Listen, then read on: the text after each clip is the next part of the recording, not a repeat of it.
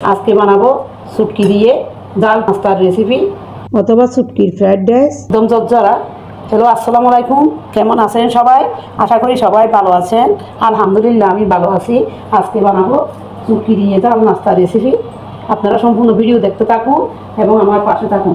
আমার ভিডিওটি যদি আপনাদের ভালো লাগে লাইক দিবেন, শেয়ার করবেন এবং আমাকে ফলো করবেন। আর ইউটিউব থেকে দেখলে সাবস্ক্রাইব করবেন। এবার যাব মূল রেসিপিতে। আপনারা সম্পূর্ণ ভিডিও দেখতে থাকুন এবং আমার পাশে থাকুন। আমরা মিষ্টি আইটেমে সবসময় এরকম শুটকি খেয়ে থাকি। আপনারা যে কোনো ব্র্যান্ডে এরকম শুটকি নিতে পারেন। আমি একটা পাত্রের মধ্যে পানি দিয়েছি। এবার শুটকিগুলা সিদ্ধ করার জন্য দিয়ে দিচ্ছি। দেখুন শুটকিগুলো সিদ্ধ হয়ে গিয়েছে। এবার আমি নামিয়ে ঠান্ডা পানি দিয়ে ধুয়ে নিব। আমি দেখুন ঠান্ডা পানি দিয়ে ধুয়ে নিয়েছি।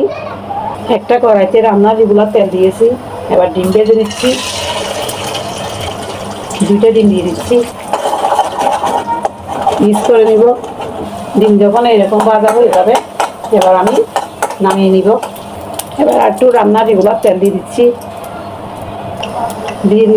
3 টেবিল চামচ পেঁয়াজ কুচি, 1 টেবিল চামচ রসুন কুচি, দিয়ে দিচ্ছি কাঁচামরিচ কুচি পরিমাণ মতো। জালটা আপনারা আপনাদের পছন্দ অনুযায়ী দিবেন। 2 মিনিট আমি ভেজে নিয়েছি। এবার দিয়ে দিচ্ছি গাজর, দিচ্ছি কিছু ক্যাপসিকাম। আপনারা যে কোনো সবজি দিতে পারেন। আমি একটু ভেজে নিব।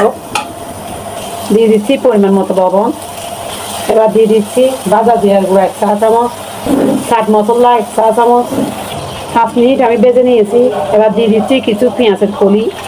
আপনারা পেঁয়াজের কলি না থাকলে বাদও দিতে পারেন। আমি পেঁয়াজে ছিল সেই জন্য দিয়ে দিলাম।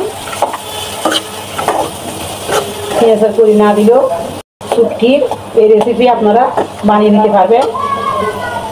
এবার দিয়ে দিচ্ছি 1 টেবিল চামচ সয়া সস, দিয়ে দিচ্ছি 1 টেবিল চামচ টমেটো সস। পেঁয়াজের কলি আমি লাস্টে দিয়েছি কারণ পেঁয়াজের কলি তাড়াতাড়ি সিদ্ধ হয়ে যায়। আমি 2 মিনিট ভেজে নিয়েছি। এবার দিয়ে দিচ্ছি শুটকি যে আমি সিদ্ধ করে রেখেছিলাম এগুলো আমি দিয়ে দিলাম। এবার আমি নেড়ে দিচ্ছি। এবার দিয়ে দিচ্ছি ডিম যে আমি ভেজে রেখেছিলাম, ডিমগুলো দিয়ে দিলাম। মিক্স করে নিব। এটা আমি মিক্স করে নিয়েছি। দেখুন রান্নাটা হয়ে গিয়েছে। এবার আমি নামিয়ে নিব। দেখুন আমি শুটকি জাল নাস্তা রেসিপি বলতে পারে আমি একটা বুলের মধ্যে নিয়ে নিয়েছি।